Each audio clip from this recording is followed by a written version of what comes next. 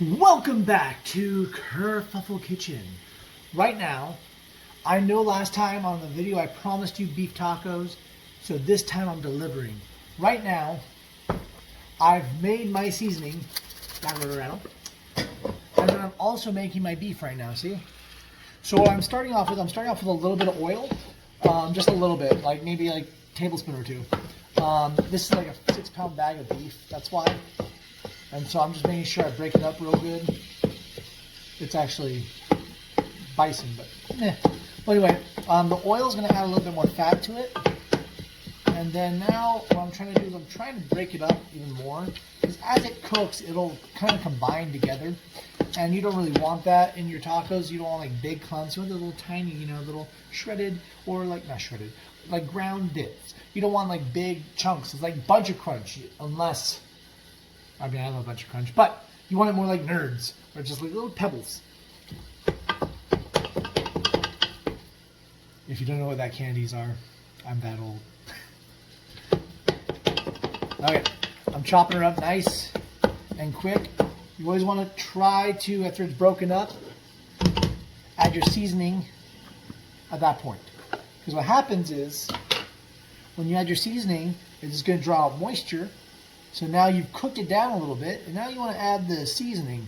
That's why I added the entire thing, because it's mostly like Mexican seasoning. So there's paprika, cayenne pepper, there's crushed red pepper, there's oregano, there's also garlic powder, onion powder, salt, really just all the basic stuff you could put in that kind of thing. I don't have any other seasonings right now, so that's why I'm running a little low. I gotta go to the store and grab more. But yeah, there's that. All right. So after it's all seasoned, you want to just keep it stirring. Because as you're stirring, it's going to break down a little bit more. You just want to make sure all that seasoning is incorporated into it. Now I know what you're asking. Well, can I just skip that step and season it beforehand? You don't want to do that. I've tried it. I don't know why, but it just doesn't work.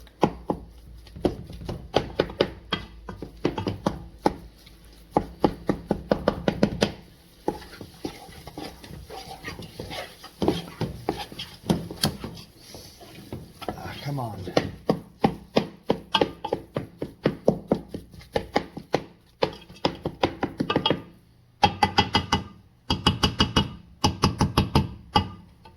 Okay.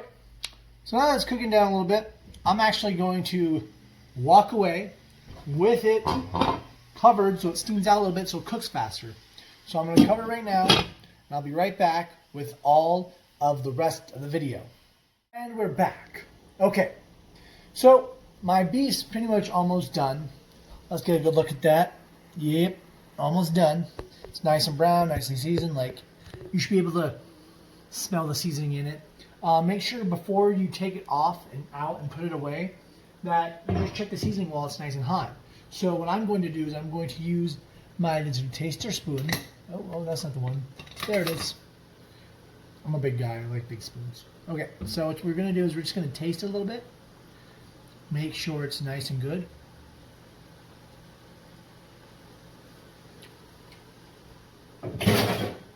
Now, if you're happy with the salt content, you're happy with the heat, go ahead and take it off, or actually turn it down to real low. Because now, I'm going to show you guys the awesomeness of some tortillas I have found on the streets. Because, that's where we keep it real. Why? Okay, there we go. Put that there. Cover this here. Move that there. Okay. So right now, I've got La Tortilla Factory tortillas. These are low-carb tortillas, by the way. So each tortilla is 3 net carbs. And what I really like about La Tortilla Factory is when you look at it, there's not that much bad stuff in there. I mean, they're not great because, still you gotta have a little bit of wheat flour and soy wheat. But for a treat, these are great. So I am just going to show you one crispy taco because I have only 2 tortillas. And I love soft tacos, so we're gonna do the best of both worlds. Okay, all you gotta do is make sure your pan's hot. This is gonna be super easy, by the way. Make sure you have some tongs, and then a little bit of oil. I'm using avocado oil to give it a little more fat. Okie doke. Ooh, that beef is a little spicy. Now there's 2 ways to do this. You can fry your tortilla shells, or you can put them on the top rack of your oven, a little bit in the slits, so they hang kind of like this. And make sure you have like a what is it called? Baking pan underneath them, just in case they start to break. They'll fall into the baking pan on the bottom of your, oven. All right. So here my oil's nice and hot. Not that much oil, see? I mean, this would be if I fried 2 or 3 shells, but we're gonna lay this guy in the oil. Just kind of make sure the oil gets all sides of them. We're gonna wait until he starts to bubble up. When he starts to bubble up, that's when they're getting crispy. And that's where the tricky part comes in, because you wanna make sure you have that space for the taco shell as well. So as that's crisping up, I'm actually gonna grab a plate for it. Be right back. Okay. That was fast, I know. All right. Grab my other tortilla. Move that away. Grab my clean rag. So it's always nice to have paper towels and stuff, but sustainability and stuff. So I personally like to use a clean rag whenever I'm draining stuff. And I only use I have 3 different types of dish towels here.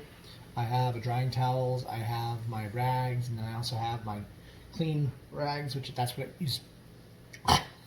That beef bites back. Which that's what I kind of use for my, draining stuff. Like I said. So, as you can see, I flipped my tortilla, and it's getting that nice browning right over here. And so, as it's browning, you want to just kind of flip it like halfway over. So the other side starts to cook more. Then you flip it on the other side. Now you're getting it crispy on both sides. Corn tortilla is a little bit different because corn cooks faster than flour does. I don't know why. It just does. It's because they're drier, I think. Anyway, we're going to flip this guy over. We're going to switch the heat down a little bit just because I want it to cook a little less on the outsides. Just so it's super nice and crispy. Okie dokie. Now, I'm pretty sure you don't want to see me plate everything because, it's boring. But yeah, you can use any cheese you want. I prefer cheddar and mozzarella. If I have it, queso fresca, which is like a crumbly, salty cheese. Really nice on these. Nothing really too much to do with these. You just gotta, fry them, make the beef, and then you're good for the day. Ooh, turn that off. I'll post a picture of what I like on them, but I'm not going to show you the assembly just because, Okay, I lied. I'm going to show you how to assemble them just because it's my preference, and that way you can see where my head's going with all this process. Okay, so I got my crunchy shell right here. See? Crunchy, crunchy. There you go. I like to do cheese first as the first layer. Reason being is just because the cheese is kind of acts as a buffer for the beef. So we're going to take some of the beef right here, put that on top. I like it beefy, yeah. So, because the beef is juicy, so what happens is the juices are going to melt the cheese, but also keep the tortilla still nice. Then I add my little bit of greens on top. You don't have to do greens. I sometimes don't. And a little bit of cheese on top, because you got to make it look like a taco. And there that is. Now we're going to do the other one on soft shell. Get some cheese, shazam. Get some beef. Oh, that's hot. It's too hot for me to grab. Okay. I'm going to just drizzle, drizzle.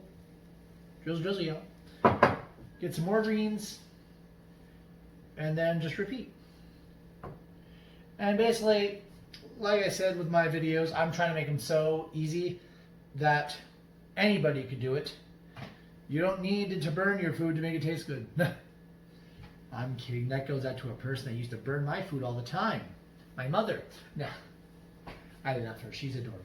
Okay, so got my tacos right here. Let me get you a closer look at them. Nothing too fancy, but you know it's going to be a great lunch for me. But that's it, yeah. You guys have a great day.